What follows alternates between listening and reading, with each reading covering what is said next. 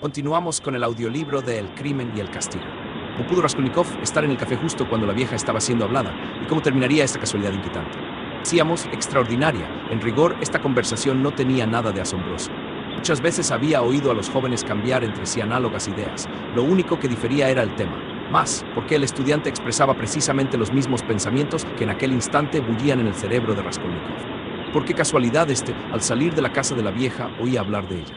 Tal coincidencia le pareció extraña. Estaba escrito que esta insignificante conversación de café tuviese en su destino decisiva influencia. Asterisco, asterisco, asterisco. Al volver a su domicilio, se dejó caer en el sofá y permaneció sentado en él, sin moverse, durante una hora entera. La oscuridad era completa, en la habitación no había ni vela, ni Raskolnikov pensó que era necesaria. No hubiera podido precisar si en esta hora había pensado algo.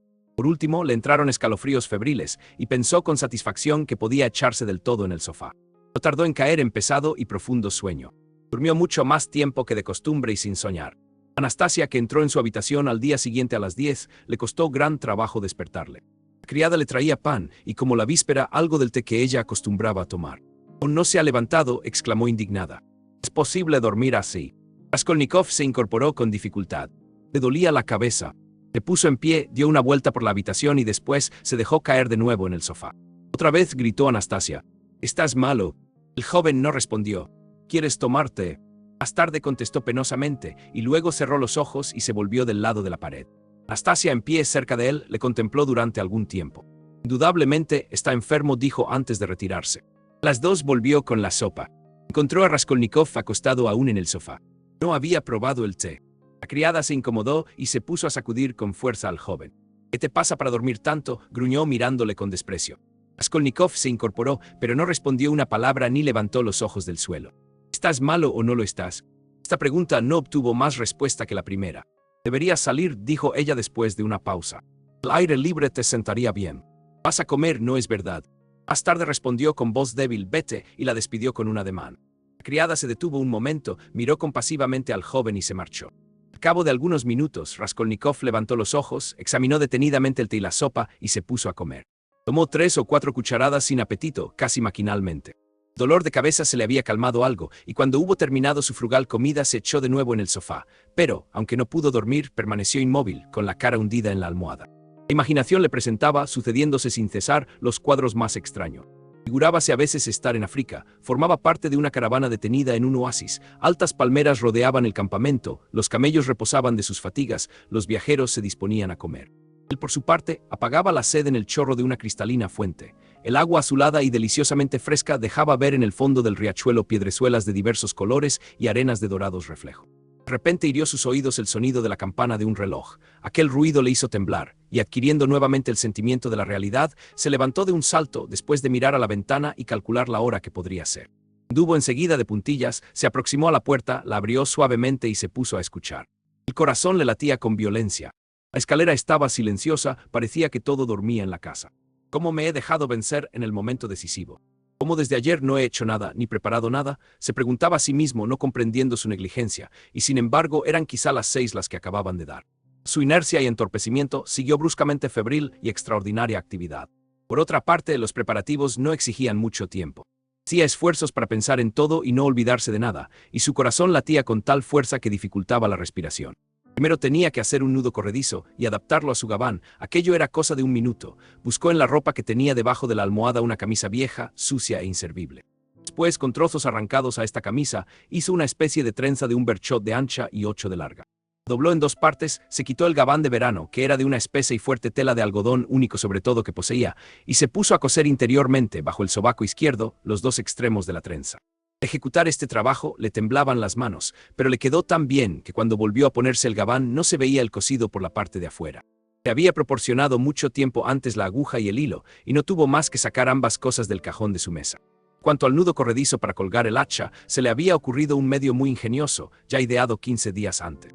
Por la calle con un hacha en la mano era imposible. Por otra parte, ocultar el arma bajo el gabán le obligaba a llevar continuamente la mano debajo, y esto podría llamar la atención, en tanto que con el nudo corredizo le bastaba poner en él el hierro del hacha, y quedaba suspendida bajo el sobaco todo el tiempo de la marcha, sin peligro de que cayera. Podía también impedir que se moviese sin más que oprimir la extremidad del mango, con la mano metida en el bolsillo del gabán.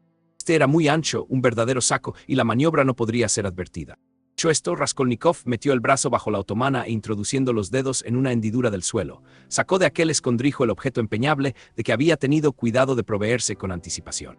Este objeto no era más que una tableta de madera acepillada, del tamaño que suelen tener las cigarreras de plata. En uno de sus paseos, el joven había encontrado por casualidad este trozo de madera en el corral de un taller de carpintería. Tomó además una plaquita de hierro delgada y pulimentada, pero de menos dimensiones que había encontrado también en la calle, y después de juntar una cosa con la otra, la tabla y la placa, las ató fuertemente con un hilo y lo envolvió todo en un trozo de papel blanco. Este paquetito, al cual el joven había tratado de dar un aspecto todo lo elegante que le fue posible, quedó atado de manera que era muy difícil desatarlo. Por tal medio se ocuparía momentáneamente la atención de la vieja. Mientras ésta estuviese procurando deshacer el nudo, Raskolnikov podría elegir el momento oportuno. Había juntado con la tabla la placa de hierro para que el supuesto objeto de empeño pesase más, a fin de que en el primer momento, por lo menos, la usurera no sospechase que se le pedía dinero a cambio de un pedazo de madera. Apenas Raskolnikov acababa de guardarse el hacha en el bolsillo, cuando oyó una voz que le decía en la escalera: «Ya hace mucho que han dado las 6». «Dios mío, mucho». Se dirigió a la puerta, aplicó el oído y se puso a bajar los 30 escalones sin hacer más ruido que un gato. Quedaba lo más importante, ir a la cocina a recoger el hacha con que se había determinado a cometer el crimen. Hacía tiempo que tenía pensado valerse de un hacha. Había en su casa una especie de hoz, pero este instrumento no le inspiraba confianza y además desconfiaba de su destreza para manejarla. Así fue que se decidió definitivamente por el hacha.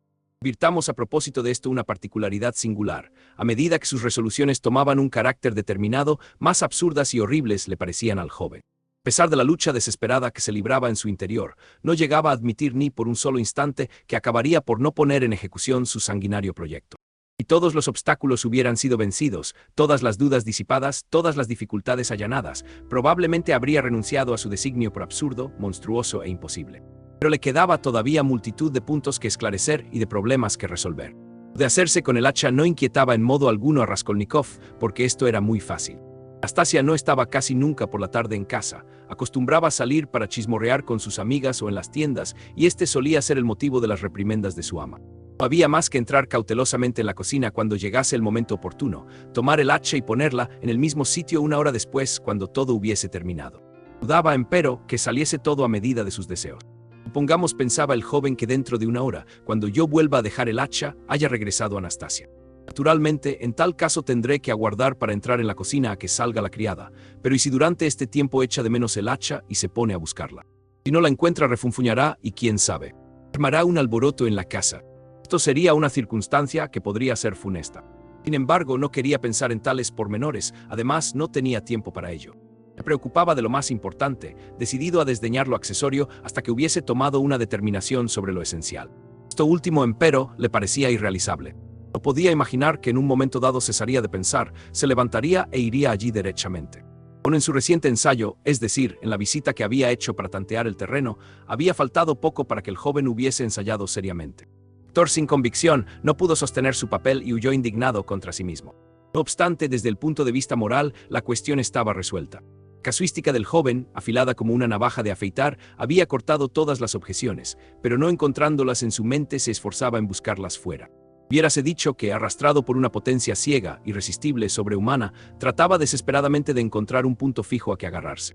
Los imprevistos accidentes de la víspera influían sobre él de una manera automática, del mismo modo que el hombre a quien el engranaje de la rueda de una máquina le agarra una parte de su traje acaba por ser despedazado por la misma máquina. La primera cuestión que le preocupaba sobremanera y en la cual había pensado muchas veces era esta: ¿por qué se descubren tan fácilmente todos los crímenes y por qué se encuentran con tanta facilidad las huellas de casi todos los culpables?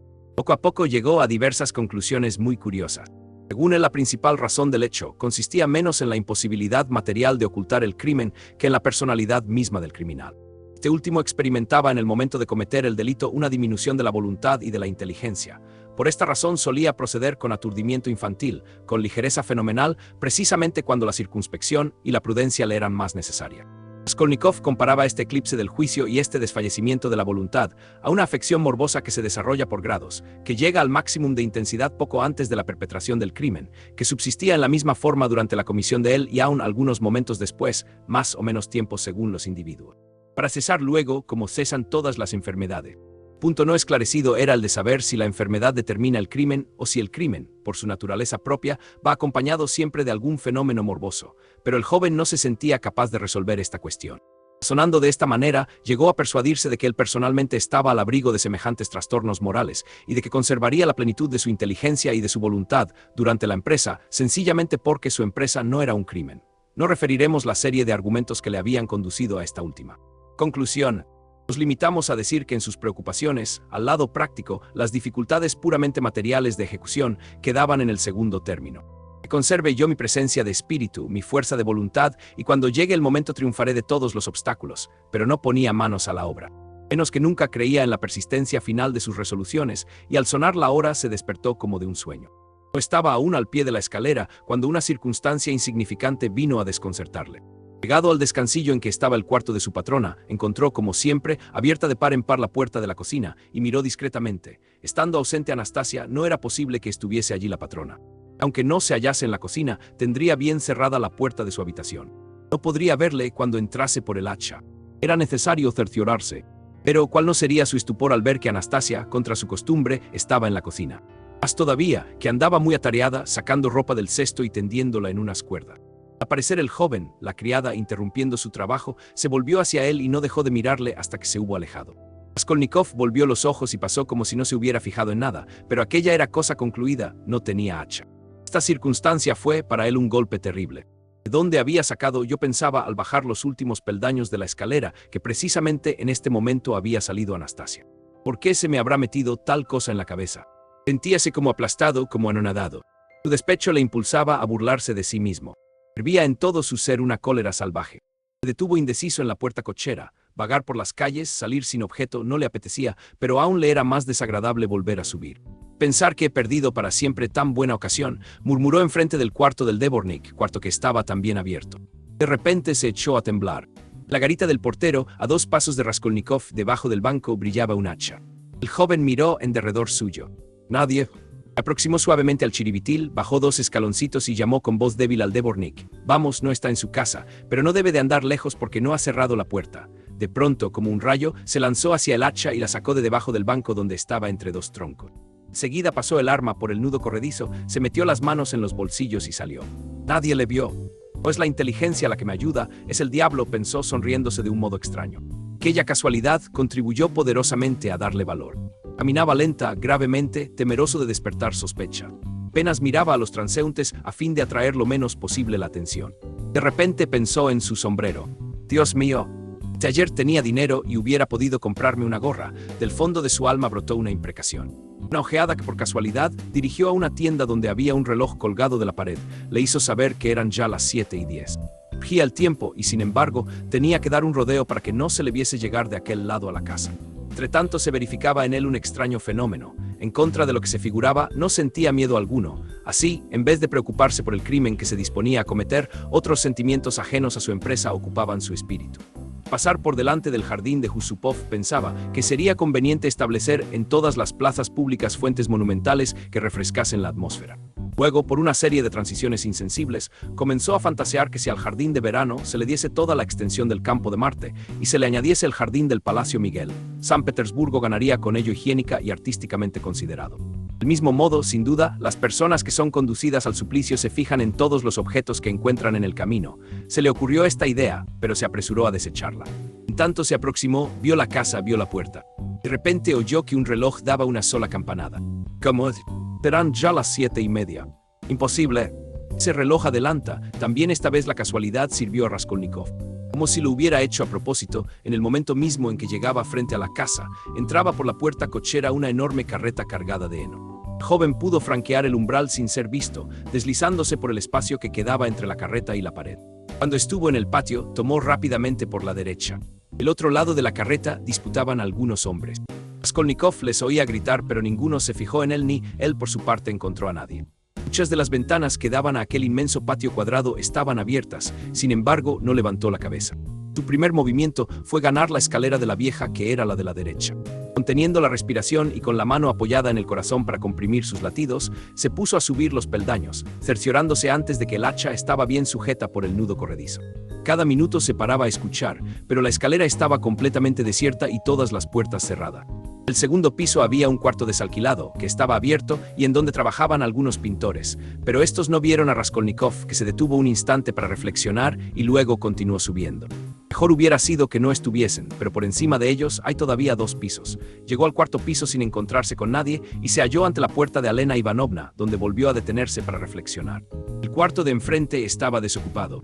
El tercero, la habitación situada precisamente por debajo de la vieja, se hallaba también vacía según todas las apariencias. La tarjeta que antes había en la puerta no estaba. Los inquilinos se habían ido. Raskolnikov se ahogaba. Vaciló un momento. ¿O sería mejor que me fuera? Pero sin responder a esa pregunta, se puso a escuchar. No oyó ningún ruido en casa de la vieja, en la escalera el mismo silencio. Después de haber estado escuchando largo rato, el joven echó una mirada en torno suyo y tentó nuevamente su hacha. No estaré demasiado pálido, pensó. No se notará mi agitación. Esa mujer es muy desconfiada. Debiera esperar a que se calmase mi emoción. Pero, lejos de calmarse, eran cada vez más violentas las pulsaciones del corazón del joven. No pudo contenerse más y, extendiendo lentamente la mano hacia el cordón de la campanilla, tiró de él. Al cabo de medio minuto llamó de nuevo, con más fuerza. Ninguna respuesta. Llamar violentamente hubiera sido inútil y hasta imprudente. Vieja de seguro estaba en su casa, pero como era desconfiada, debía hacerlo más en este momento en que se encontraba sola. Raskolnikov conocía, en parte, las costumbres de Alena Ivanovna. De nuevo aplicó el oído a la puerta. Su excitación desarrollaba en él una agudeza particular de sensaciones, lo que en general es difícil de admitir, o en rigor el ruido era fácilmente perceptible. Ya como fuere, le pareció oír que una mano se apoyaba con precaución en la cerradura, escuchaba, esforzándose por disimular su presencia. No queriendo parecer que se ocultaba, el joven llamó por tercera vez, pero suavemente para no denunciar su impaciencia. Aquel instante dejó a Raskolnikov un recuerdo imborrable. Cuando después pensaba en ello, no acertaba a explicarse cómo había podido desplegar tanta astucia precisamente en el momento en que su emoción era tal que le quitaba el uso de sus facultades intelectuales y físicas. Al cabo de un instante oyó que descorrían el cerrojo. Lo mismo que en su visita anterior, Raskolnikov vio entreabrirse la puerta lentamente y por la estrecha abertura 2 ojos muy brillantes que se fijaban en él con expresión de desconfianza. Entonces le abandonó su sangre fría y cometió una falta que hubiera podido dar al traste con todo. Temiendo que Alena Ivanovna tuviese miedo de encontrarse sola con un visitante de aspecto poco tranquilizador, tiró de la puerta con violencia hacia sí para que la vieja no procurase cerrarla. La usurera no intentó siquiera hacerlo, pero no quitó la mano de la cerradura, de manera que faltó poco para que cayera de bruces en el descansillo hacia donde se abría la puerta. Como Alena Ivanovna permanecía de pie en el umbral para no dejar el paso libre, el joven avanzó hacia ella. Cerrada, la vieja dio un salto hacia atrás, pero no pudo pronunciar una palabra y miró a Raskolnikov, abriendo los ojos desmesuradamente. «Buenas tardes, Alena Ivanovna», dijo él con el tono más natural que pudo, pero en vano trataba de fingir. Su voz era entrecortada y temblorosa. «Traigo un objeto, pero entremos. Para examinarlo hay que verlo a la luz». Y sin esperar a que se le dijera que pasase, penetró en la habitación. La vieja se le acercó vivamente, ya se le había desanudado la lengua. «Señor, ¿qué quiere usted? ¿Quién es usted que se le ofrece?» «Vamos, Alena Ivanovna, usted me conoce muy bien». «Raskolnikov, tenga usted paciencia. Vengo a empeñar esta alhaja de la que le hablé el otro día», y le alargó el paquete. Alena Ivanovna iba a examinarlo, cuando de repente cambió de idea, y levantando los ojos dirigió una mirada penetrante, irritada y desconfiada sobre aquel importuno que se le metía en casa con tan poca ceremonia. Raskolnikov hasta creyó advertir cierta especie de burla en los ojos de la vieja, como si ésta lo hubiese adivinado todo. Se daba cuenta el joven de que perdía la serenidad, de que tenía casi miedo, de que si aquella muda investigación se prolongaba medio minuto, iba, sin duda, a echar a correr. «¿Por qué me mira usted de ese modo, como si no me conociese?», dijo irritándose a su vez. «Si usted quiere eso, lo toma, si no, lo deja. Iré a otra parte con ello. Es inútil que me haga usted perder el tiempo». Se le escaparon estas palabras sin que las hubiera premeditado. El lenguaje resuelto del visitante tranquilizó a la usurera. «¿Qué prisa hay, Batuchka?» «¿Qué es eso?», preguntó mirando el paquete. «Una cigarrera de plata, ya se lo dije a usted la otra tarde». La vieja extendió la mano. «Qué pálido está usted». «¿Está usted malo, Batuchka?» «Tengo fiebre», respondió con voz brusca. «¿Cómo no he de estar pálido? Cuando uno no tiene que comer», acabó de decir, no sin esfuerzo, «le abandonan las fuerzas de nuevo». La respuesta parecía verosímil. La vieja tomó el paquete. «¿Qué es esto?», preguntó por segunda vez, y tanteando el peso de la prenda, miró fijamente a su interlocutor. «Una petaca de plata. Mírela usted. Cualquiera diría que no es plata». «¿Cómo la han atado?». Tanto que Alena Ivanovna hacía esfuerzos por desatar el hilo, se había aproximado a la luz. Todas las ventanas estaban cerradas, a pesar del calor sofocante que hacía. En esta posición daba la espalda a Raskolnikov y durante algunos segundos no se ocupó en él. El joven se desabrochó el gabán y separó el hacha del nudo corredizo, pero sin sacarla todavía, se limitó a tenerla con la mano derecha debajo del sobretodo. Sentía una terrible debilidad en todos sus miembros. Comprendía que cada instante que pasaba su debilidad iba en aumento, temía que se le escapase el hacha de la mano y le parecía que todo le daba vueltas en su derredor. ¿Pero qué hay aquí dentro?, gritó coléricamente Elena Ivanovna e hizo un movimiento en dirección a Raskolnikov. No había tiempo que perder. Sacó el joven el hacha de debajo del gabán, la levantó con las dos manos casi maquinalmente, porque no tenía fuerzas, y la dejó caer sobre la cabeza de la vieja. De repente, en cuanto hubo dado el golpe, sintió Raskolnikov que recobraba toda su energía física. Elena Ivanovna, como de costumbre, no llevaba nada en la cabeza. Sus cabellos grises y escasos, y como siempre untados de aceite, recogíalos, formando trenzas en la nuca con un trozo de peineta de cuerno. El golpe dio precisamente en la coronilla, a lo cual contribuyó la escasa estatura de la víctima. La usurera lanzó un grito débil y cayó desplomada teniendo, sin embargo, todavía fuerzas para llevarse los brazos a la cabeza. En una de las manos conservaba la prenda. Entonces Raskolnikov, que como hemos dicho, había recobrado todo su vigor, asestó 2 nuevos hachazos en el occipucio de la vieja. La sangre brotó a chorros y el cuerpo quedó exánime. El joven se echó hacia atrás y en cuanto vio a la anciana sin movimiento se inclinó para mirarla. Estaba muerta. Los ojos, desmesuradamente abiertos, parecían salirse de las órbitas y las convulsiones de la agonía daban a su rostro la expresión de una horrible mueca. El asesino dejó el hacha en el suelo e inmediatamente se puso a registrar el cadáver, tomando todo género de precauciones para no mancharse de sangre. Se acordaba de haber visto la última vez a Elena Ivanovna buscar las llaves en el bolsillo derecho de su vestido. Se hallaba en plena posesión de su inteligencia. No experimentaba ni aturdimiento ni vértigos, pero seguían temblándole las manos. Más tarde recordó que había sido muy prudente y que había puesto mucho cuidado en no mancharse. No tardó en encontrar las llaves. Como el día anterior, estaban todas reunidas en una anilla de acero. Después de haberse apoderado de ellas, Raskolnikov entró en la alcoba. Era esta muy pequeña y había en ella un estante lleno de imágenes piadosas. En el otro lado una gran cama muy limpia con una colcha de seda almohadillada y hecha de pedazos cosidos. En la otra pared una cómoda. Cosa extraña, apenas hubo comenzado el joven a servirse de las llaves para abrir este mueble, le recorrió todo el cuerpo un escalofrío. Aquí lo dejamos por hoy. Mañana continuamos con la historia. Suscríbete para seguir la serie completa.